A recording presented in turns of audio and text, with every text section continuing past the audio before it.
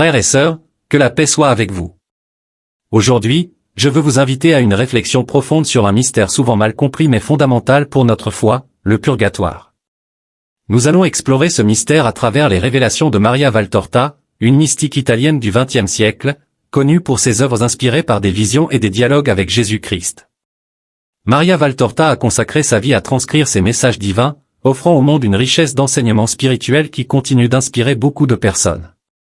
Je vous invite à ouvrir vos cœurs et vos esprits alors que nous écoutons ensemble les paroles que Jésus lui aurait révélées, des paroles qui pourraient éclairer notre chemin et nous rapprocher du mystère de l'amour de Dieu. Voici ce que Jésus dit à Maria Valtorta. Je veux t'expliquer ce qu'est le purgatoire et en quoi il consiste.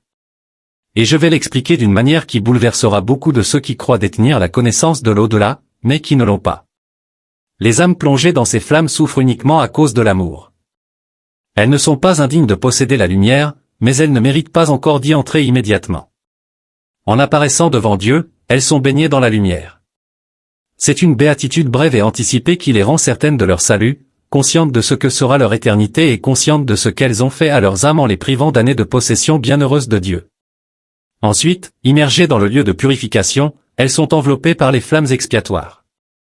En cela, ceux qui parlent du purgatoire ont raison. Mais là où ils se trompent, c'est en voulant donner des noms différents à ces flammes. Ce sont des flammes d'amour. Elles purifient en enflammant les âmes avec l'amour. Elles donnent l'amour, car lorsque l'âme atteint cet amour qu'elle n'a pas atteint sur terre, elle est libérée et unie à l'amour dans le ciel. Cela semble être une doctrine différente de celle que vous connaissez, n'est-ce pas? Mais réfléchissez, que veut le Dieu trinitaire pour les âmes qu'il a créées bonnes, que ressent-il pour une créature? Des sentiments d'amour. Quels sont les premiers et deuxièmes commandements, les deux plus importants, ceux que j'ai dit qu'il n'y en avait pas de plus grands et dans lesquels se trouve la clé de la vie éternelle? Ce sont les commandements de l'amour, aime Dieu de toutes tes forces, aime ton prochain comme toi-même. À travers ma bouche, celle des prophètes et des saints, qu'ai-je répété d'innombrables fois? Que la charité est la plus grande des absolutions. La charité consume les fautes et les faiblesses de l'homme, car celui qui aime vit en Dieu. Et en vivant en Dieu, il pêche peu, et s'il pêche, il se repent immédiatement. Et pour ceux qui se repentent, il y a le pardon du Très-Haut. Qu'ont manqué ces âmes? L'amour. Si elles avaient beaucoup aimé, elles auraient commis peu de péchés, et de légers, liés à leur faiblesse et à leur imperfection, mais elles n'auraient jamais atteint une persistance consciente dans la faute, même vénielle. Elles auraient fait tout leur possible pour ne pas attrister leur amour, et l'amour, voyant leur bonne volonté, les aurait absoutes même des fautes vénies commises. Comment répare-t-on la faute, même sur terre? Par l'expiation, et si possible, par les moyens par lesquels elle a été commise, celui qui a volé, en rendant ce qu'il a pris, celui qui a calomnié, en rétractant la calomnie, et ainsi de suite. Maintenant, si c'est ce que veut la justice humaine, bien pauvre, la sainte justice de Dieu ne voudrait-elle pas la même chose? Et quels moyens Dieu utiliserait-il pour obtenir la réparation? Lui-même, c'est-à-dire l'amour. Et en demandant de l'amour, ce Dieu que vous avez offensé et qui vous aime comme un père, et qui veut s'unir à ses créatures, vous conduit à obtenir cette union à travers lui. Tout tourne autour de l'amour, Maria, sauf pour ceux qui sont vraiment morts, les damnés. Pour eux, l'amour est aussi mort. Mais pour les trois royaumes le plus lourd, la terre, celui où le poids de la matière est aboli, mais non celui de l'âme alourdi par le péché, le purgatoire, et enfin celui où ses habitants partagent avec leur Père la nature spirituelle qui les libère de toute charge, la force motrice et l'amour. En aimant sur terre, tu travailles pour le ciel, en aimant au purgatoire, tu conquiers le ciel que tu n'as pas su mériter dans la vie, en aimant au paradis, tu jouis du ciel. Quand une âme est au purgatoire, elle ne fait rien d'autre qu'aimer, réfléchir et se repentir à la lumière de l'amour qui a allumé ces flammes pour elle, des flammes qui sont déjà Dieu, mais qui lui sont voilées comme une punition. C'est là le tourment. L'âme se souvient de la vision de Dieu qu'elle a eue lors du jugement particulier.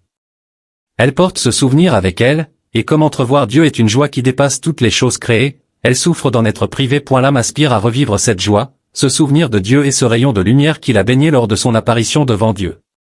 Ce souvenir fait voir à l'âme la véritable nature des fautes qu'elle a commises contre son bien.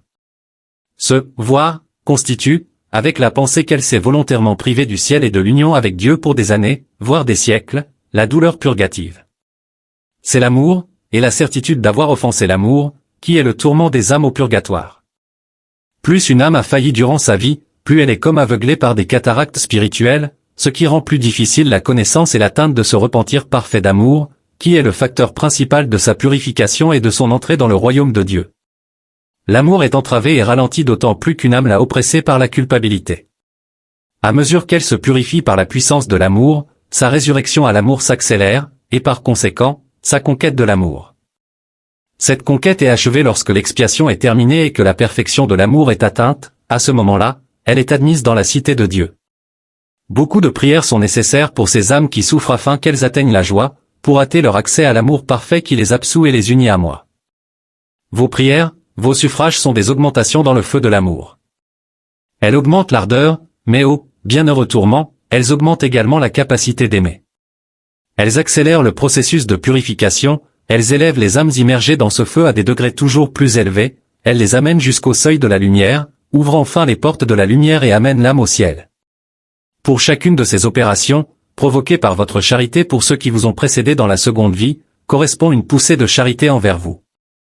Charité de la part de Dieu, qui vous remercie de pourvoir à ses enfants souffrants, charité de la part de ceux qui souffrent, qui vous remercie de les aider à entrer dans la joie de Dieu.